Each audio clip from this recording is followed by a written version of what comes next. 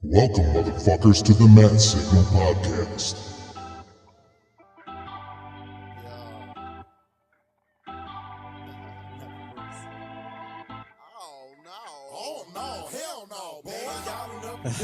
Well, this sounds weird. I'm not used to this at all. I thought it'd be funny because I had something in mind. Welcome everybody to the Mad Signal Podcast. The podcast that will take pot shots over petty shit. That's an abrupt end, but whatever. I can't even take myself as seriously as I was just a minute ago. I am. This is the Matt Signal. I am your host, Matt Jablonski, and I've just had this weird altercation with a person online that made me want to I wanted to vent about this social justice, Me Too, political correct, crazy, never-ending, nobody's doing it right thing that's going on right now. But I'm just gonna pull the e-brake on that for 1 second, because all week one thing I've wanted to talk about, one thing I went out of my way to do for this next podcast I was gonna do was I wanted to check out Dave Chappelle's new stand-up special. For the life of me, I can't remember the name of it right now. It's Dave fucking Chappelle. Just look him up on Netflix if you haven't watched it yet. It's awesome. At this point, it's been out over a week. I'm assuming anybody who would listen to me probably would already know it's there at least. So, if you haven't watched it yet, it's another two-parter. I guess it's the end of his contract with Netflix, which is kind of a bummer, but that doesn't mean he can't have another one in the future. But Dave Chappelle brought it, and he brought it on current issues. One of the current issues that he brought it on was the sexual assault Hollywood thing, which is sort of flavoring the interactions that a lot of men are having with women in the real world right now. And I thought it was really cool that he was able to riff on it. There was another thing that came up out of his last stand-up special that one special interest group was upset about. That was he used the word tranny in reference to a transgender person. So then he came back with 5 minutes of transgender jokes, which was hilarious because he, in the middle of that, he flat out said, as a policy, I do not feel bad about anything I say up here. And I was like, holy shit, dude, to be able to be in his shoes for a day or for the rest of my life, not even his shoes, but shoes like his. Oh man, what an amazing thing that would be. There's a certain extent that I feel like I have to try not to cross too far out, because people I know how to direct things to people who could hurt my life, which is why I'm careful not to mention certain things or brands or get specific on where I work, so to be in a position where that's what you do is to stand in front of people and just say whatever it is that crosses your mind, especially in comedy, when we know it's all the whole point of it is we're laughing at the ridiculousness of it all. And it seems to be lost on people who want to take everything super seriously. Every issue is every interaction. What you do is you want to put your definition of what the person is trying to say on them. It's projecting. And boy, have I seen a lot of projecting lately. Oh, man. But to try to stay on point, the whole issue I have, and the reason I use a term like social justice warrior as an insult, is that there's no real conversation being had. And that's the reason you've got so many people who are obstinate and refusing to get on board with your cause. There are certain things that I feel strongly about, and I've had discussions about, and I'll argue about it, but I'll argue about it in a way that tells you that this is legitimately what I believe. This isn't just my cause for the moment. This isn't just to be a liberal, This is like what I truly believe. So, one of those things is I truly believe that white privilege is a real like the concept exists in our society. I do. I think it's like, I think a lot of people don't like it because of the word privilege, and I think we could probably try to, I don't know. This is where we're getting into PC stuff. We're trying to make it palatable, because when you say it, it comes off sort of insulting. White privilege. Well, I'm white, but I came from the gutter to an extent. I grew up in trailer parks and with little money, and abusive dad, and drugs and alcohol were around, child molesters creeping around the circle. There was all kinds of things going on, so to be told that I had some kind of magic privilege is insulting. But then when you sit down and you have the fucking conversation about it and you understand what is meant by the term white privilege, you start to understand, oh, well, maybe maybe instead of putting it on me, maybe we could find a better way to say it. But so for what I believe the concept means is essentially that it's a little bit easier, no matter how bad you have it, when compared to someone who has it sort of on the same. If we're looking at it as two separate totem poles, right, and one's the white totem pole and one's the black totem pole, and if me and Bob the black guy start on the same bottom part of the totem, we're both bottom totem. If we're both in the same situation, a totem pole is a bad example because it doesn't really move. But nonetheless, if you were going to somehow move up and become the next totem on the pole, it would be slightly easier for the white guy to move up than it would for the black guy. And that is white privilege, because I don't ever have to worry about a racist person who doesn't admit they're racist. You can't prove that someone's making a decision based on racism. I don't have to worry about where those people are populated in my minefield of life. That's one thing I never have to take into consideration, and it's a thing that I never will have to take into consideration. That is white privilege. That's all it is. It's really not that big of a, like, it's not really as big of an insult as people interpret it to be.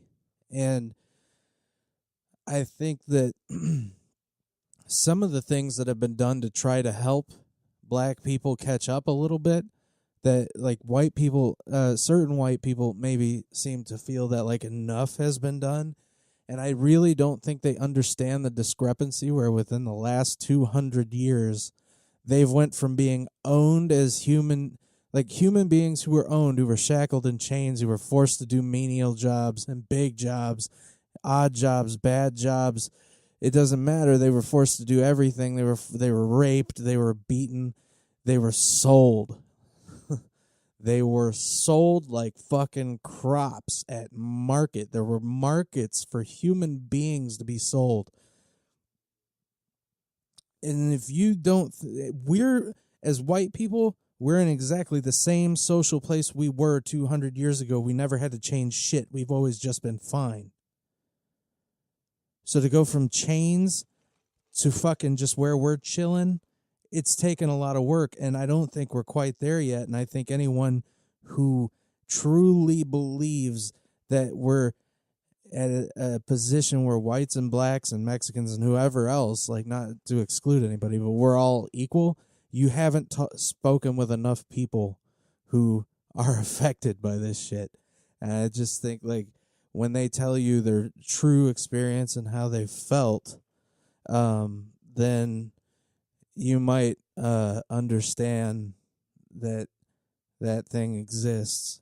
So anyway, that's sort of why I believe it's not so bad that black people want a little more on their plate. Like, I just don't think we're quite there yet, whether or not you want to admit it, but that's my opinion. Anyway, nonetheless, that kind of That's my belief. Now, what drives me away from getting involved with the cause is a person who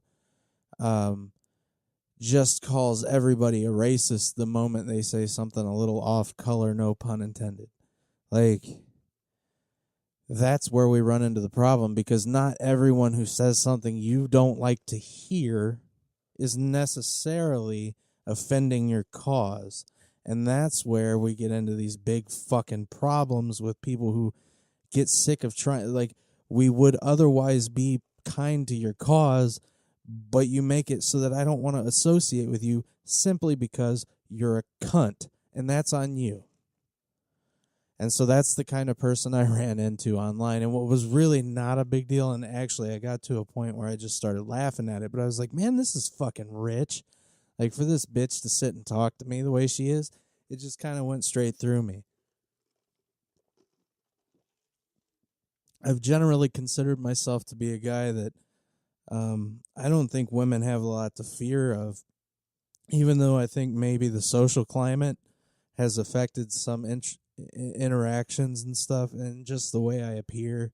And I am a little bit socially odd, so I think sometimes the fact that I miss social cues might throw people off a bit. But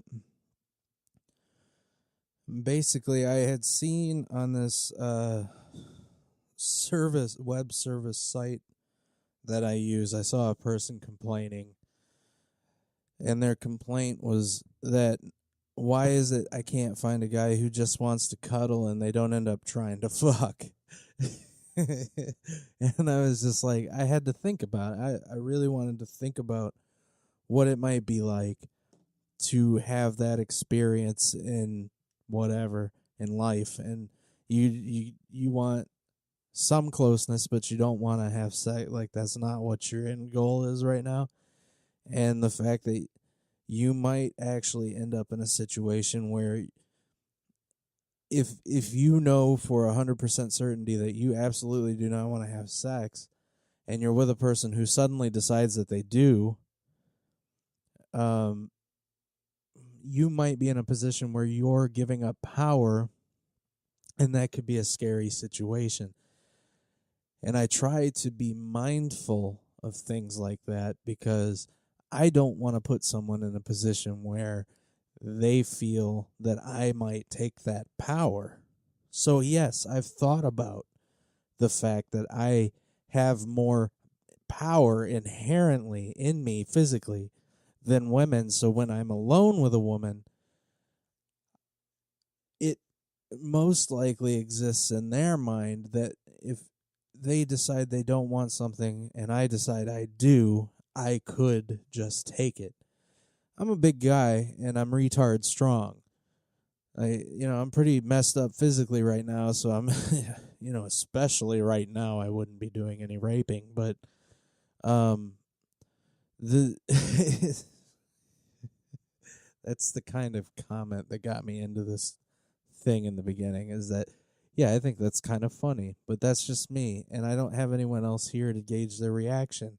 And at the end of the day, it doesn't matter, because I know there's 7.5 billion people out there, and if I think it's funny, someone else would think it's funny too, so it's fine. It's just a fucking joke. Chill the fuck out.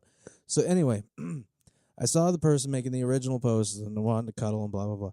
So I thought about it, and I was like, yeah, actually there have been times where I've began a cuddle, and I had innocent intentions. Yeah, I entered this cuddle with pure thoughts. I did not have an end goal that was nefarious in any way whatsoever. This was an innocent cuddle, the kind we all dream of. Sometimes I want to cuddle and go to bed too. Like, it's not just, anyway. What I've also found is that if I were to examine all of those cuddles that I began with innocent intentions, at some point, my mind shifted gears. And I'm sorry if you heard that belch welling up there. That was accidental. So at some point, not to get all sexy on you, but I, as my voice goes away, I became at least interested. Let's just put it that way. I'm pretty good about not letting the blood run to the wrong place, but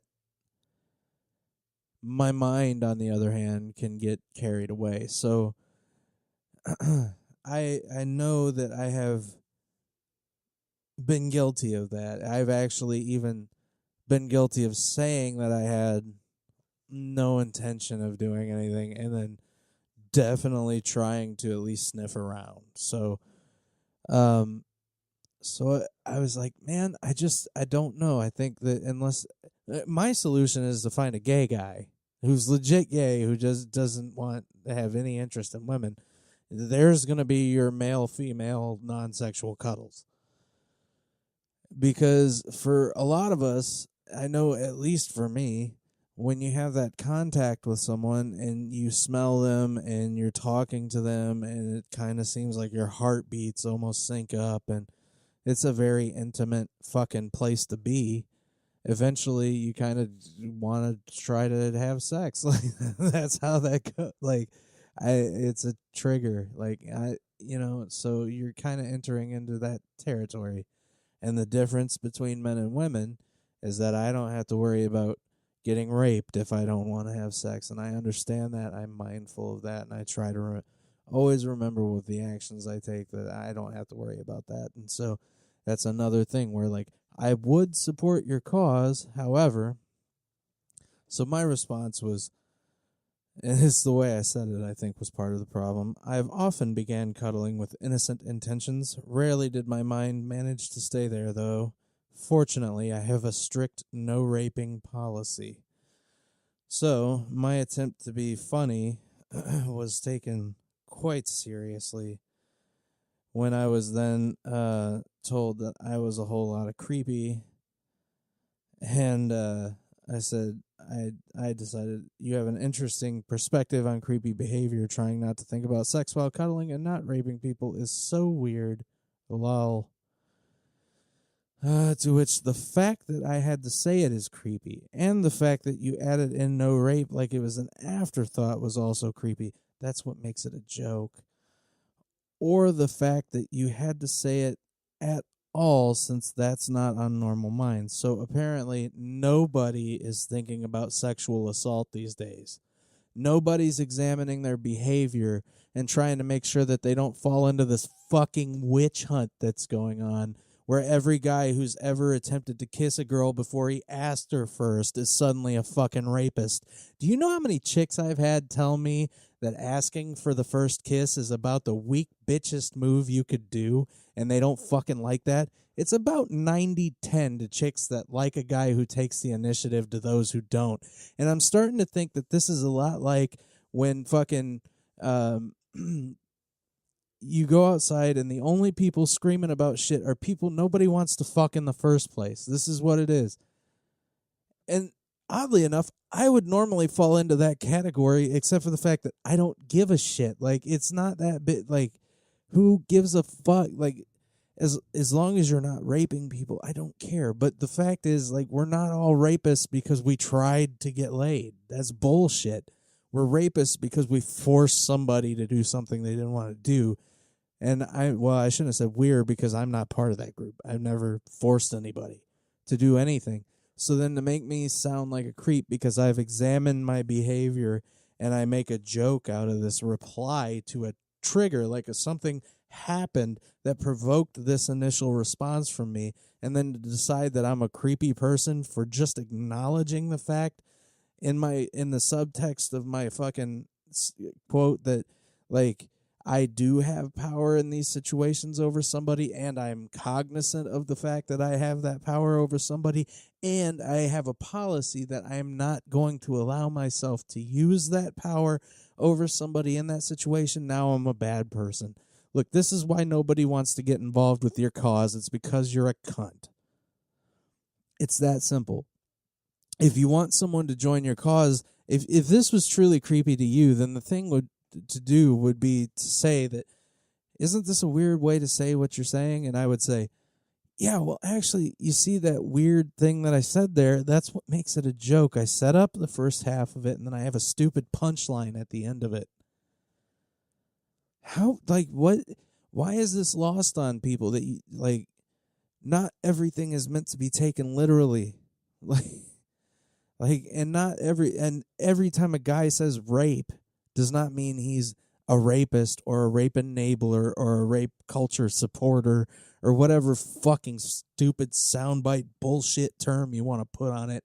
Old no dick getting having ass, fucking you couldn't fucking get a date because your fucking bitchy ass personality and you got fucking 98 cats and don't clean up after 'em ass. I'm sick of dealing with people like you.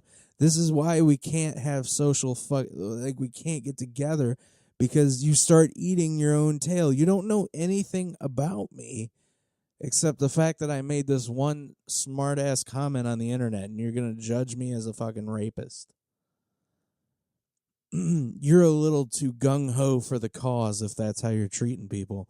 Because if we were to have a real discussion, you'd find out how I actually feel about men and their power and the position as it relates to close interactions with women.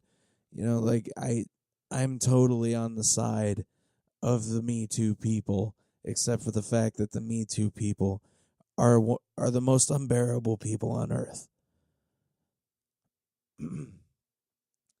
We can't have a discussion because you just want to shout how the travesties exist. And it's like, well, right, but what's your solution? Let's talk.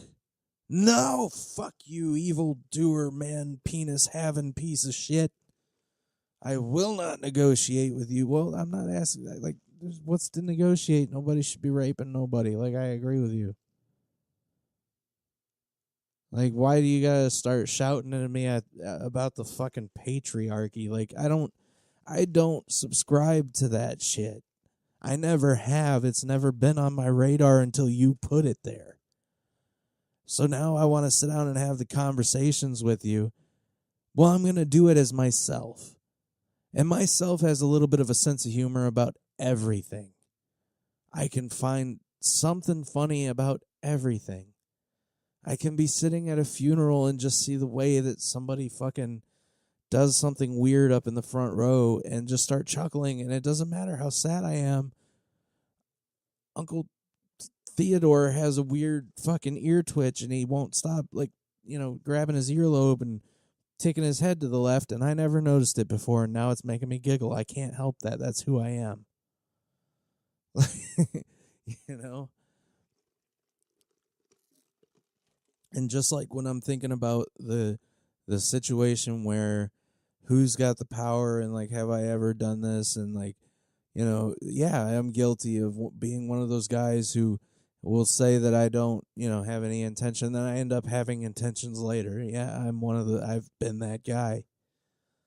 So now I'm evil for admitting to it.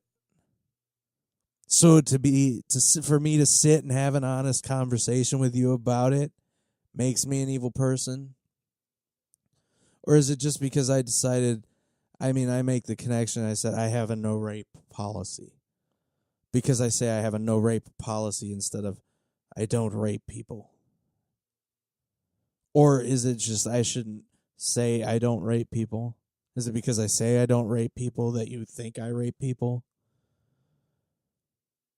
I could say rape people 100 fucking times and I don't give a fuck. Like, if you can't handle it, you're listening to the wrong thing.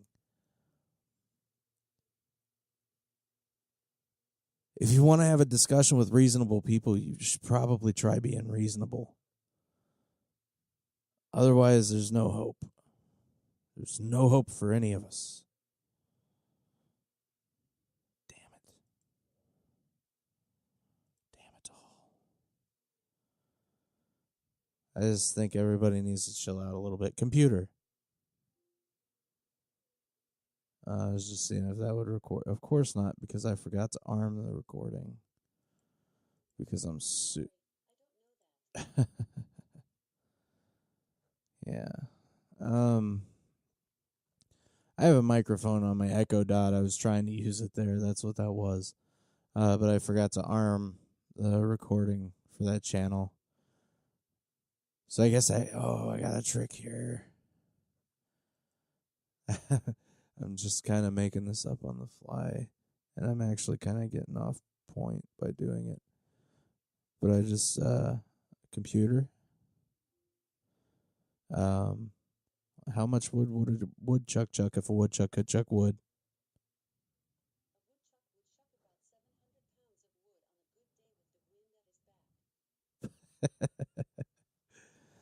I don't know if you picked that up, but I'm just gonna leave it out for the rest of this. I was gonna have it define rape. Unfortunately, yeah, I didn't set it up right. I got ahead of myself and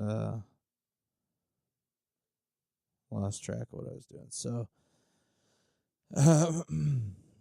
I guess with all that intensity, this thing's kind of taking a swan dive here. But I want to be able to help people do things and move in a direction where they feel more comfortable in life. The only problem is we're getting to a point where a lot of these things require you to actually interfere with another person's rights in order to advance them forward. But a couple of exceptions to those rules are race issues and sex issues, and that's why I tend to be supportive of these causes. The problem is I would never be able to go to a protest with you because you're obnoxious. You're just obnoxious. I can't deal with your bullshit. You feel like you gotta scream and yell to be heard, and it's not true. I think if you were willing to sit down with people and just you can't always get everything you want now. Like now. And that's why you're out there just screaming this crazy shit about how everyone's a rape enabler. Because you want it now. I mean, in the context of history, now is a year from now, is 10 years from now. Things move slow in society. It's not me saying I want 10 more years of raping and then we'll cut it off. Although that is it's a fucking hilarious bargaining thing that some douchebag in a corporation would do. But I guess my point is that if you would talk with us instead of at us, you might find a lot more supportive people amongst us. Is that really that weird of a thought? Because it just seems like common fucking sense to me. Like,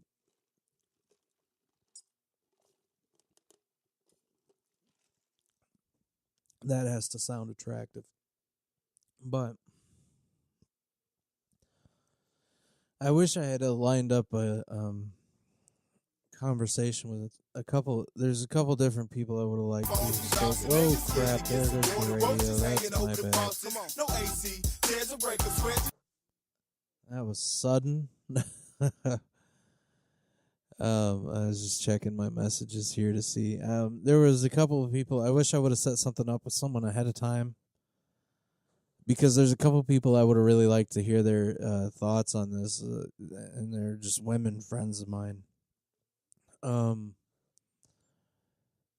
But and I think I will try to set something up with a couple of people to try to talk to them and like get their perspective on this specifically and like what they see in the world and how they feel, how safe they feel, how real these things are for them. Because again, I'm speaking only from my own position. So like I always want to know what other people's experience is, but I can't know until I speak with them and like try to empathize a little bit. And I haven't known 1,000 black people, and that's just the truth. I live in the Midwest. Like, that's not to say there aren't black people here, but there aren't a lot of black people here.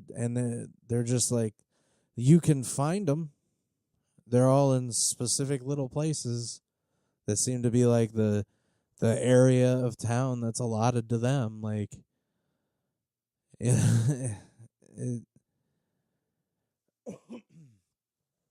you know,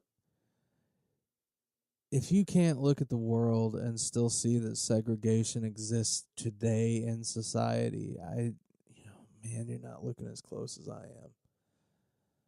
It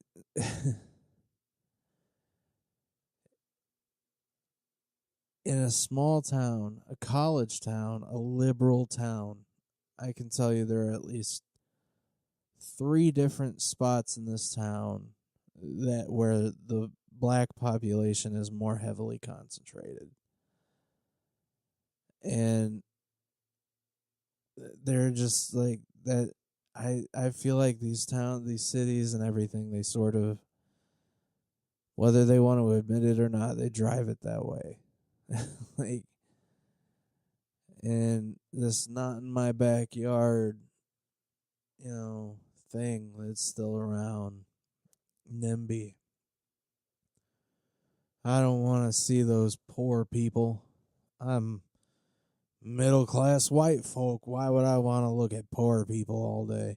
I literally saw the most. If you want an example of white fucking privilege, I wish I knew where the post was exactly, but I'll just give you a bunch of dead air if I'm looking it up. But the gist of it is this. There's this crazy. Oh, hang on. I'm coloring her too much ahead of time. There's this lady, and she lives next door to this family who owns a company, and that company happens to deal in porta potties, apparently. So they have to store their porta potties on their property. Apparently, if you go out in the back door of this lady's house and look what appears to be from on top of a deck or porch, so not even at ground level, you can see above her privacy fence, in a small little clearing, you can see the roof of about 2 porta potties. This bitch is throwing a goddamn fit online, and she's making up all kinds of crazy bullshit. And what I saw was that there was a lady or a woman who I want to say she seemed to be about my age, probably the daughter of the business owner. It's a family business. She was defending her family because Lady with the View was complaining that the porta-johns were leaking all over the property and making it smell and, basically everything that would make that a terrible experience, right? So I see daughter of business owner defending the business, stating how actually those things are cleaned out in accordance with sanitation laws before they're stored, after they're used every time, and that's not done on the property of the business owner. And even more than that, they had once owned a barn where they let weddings do celebrations, where those porta potties could now be stored. However, crazy neighbor lady, here I am giving you my opinion again. Neighbor lady decided that she wanted to throw a fit about the, in quotes, party barn that was in the backyard of the neighbor's house. Look, bitch, that's not your fucking yard. And as long as those porta potties are cleaned out, which I believe, because they say, she's flat out telling you they have sanitation laws they have to be in line with. Like, they have permits for everything. Look, shut up. Just shut the fuck up. Who the fuck do you think you are? It's not in my backyard, and apparently not in yours either. What the fuck? I'd rather deal with a not in my backyard than a not in your backyard person any day. So if you can't figure out that that's where they would fall on the political spectrum, I don't know what to tell you. But this refereeing of other people's lives has got to stop. But we've got to be able to talk to each other. Like, I'm starting a whole other point that I don't really have the steam for. So maybe on another episode I'll get more into the getting into other people's business thing. But it's still like the privilege of it. The how spoiled do you have to be? And I know, and we're talking about white on white crime here. It's not a big deal, but the just how much you got to feel like the world owes you something in order to make a big deal out of that situation. I'll never understand. But that's a part of that white privilege they're always talking about. So I don't like the phrase so much either. I understand why it pisses people off, but it's a thing. It exists. Whatever. Anyway, I'm going to try to get maybe talk a little more about intergender relations with a couple of my my lady friends in the future here. But I think what I'm going to do is go ahead and hit stop on this bad boy and get it processing. So I'm going to get on with my night and get out of here. I'll get back to you soon. In the meantime and in between time, take care of yourselves. I love you. Go fuck yourself.